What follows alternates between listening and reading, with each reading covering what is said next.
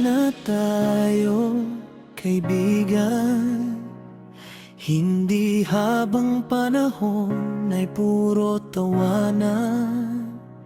Darating ang oras na mapapaisip ka, sino ba talagang kasama mo sa biyahe ng buhay? Noon puro saya at walang iniisip, gastos dito galaroon parang walang kapalit. Pero habang tumatagal may natututunan, hindi lahat ng kasama mo ay hanggang dulo ng laban. May iba masaya lang kapag may pakinabang, pag ikaw ang nalugmok sa mawawala biglaan. Kaya natuto akong pumili ng totoo, ng mga taong tutulak sa'yo pataas, hindi pababa sa mundo.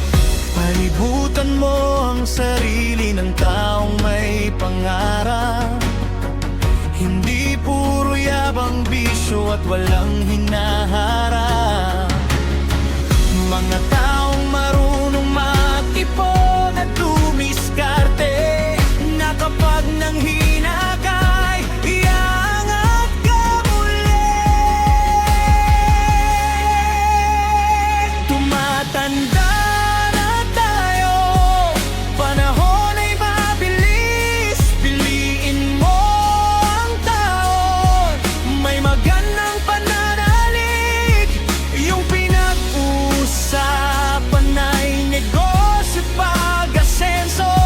pag-ipon ng bukas, hindi puro luho lang sa mundo. Siguraduhin mo ang bilog mong kasama, nagbibigay lakas kapag hirap ka na. Mga taong nagtuturo paano mabunga at nananalangin kasama mo sa Panginoon.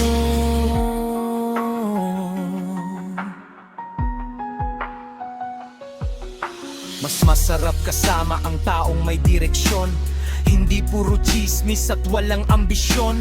Mga kaibigan, kapag may plano ka sa buhay, imbis hilahin ka pababa, tutulungan kang lumaban. Pag-usapan ng negosyo at magandang bukas, kung paano aangat kahit minsan salat, paano mag-ipon habang bata pa ang lakas, para hindi pagsisihan ng bawat paglipas. Hindi masamang mangarap ng malaki,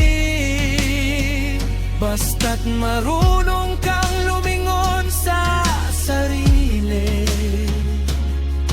At higit sa lahat, huwag kalimutang manalangin, dahil ang biyaya'y sa Diyos pa rin ang gagaling. Tumatanda na tayo, panahon ay mabilis. Piliin mo ang tao, may magandang pananalig. Iyong pinag-uusapan ay negosyo at pag-asenso. Pag-ipon ng bukas, hindi puro luho lang sa mundo. Siguraduhin mo ang bilog mong kasama, nagbibigay lakas kapag hirap ka na.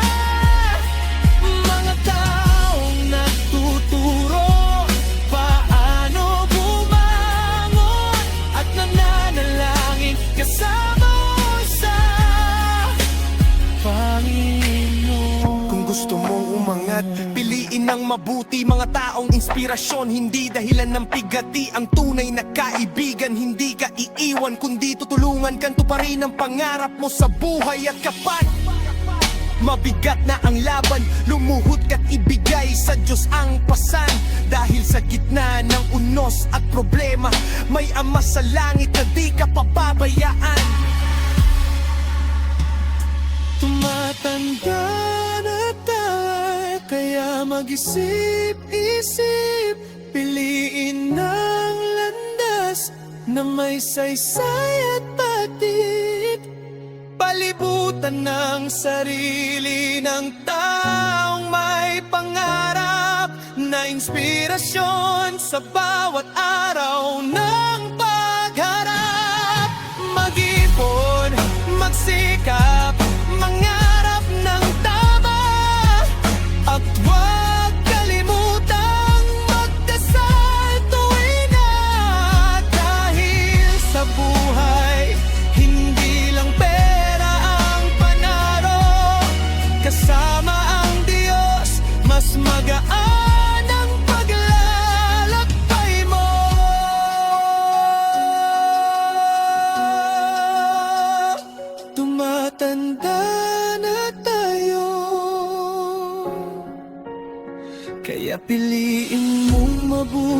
ang iyong kasama.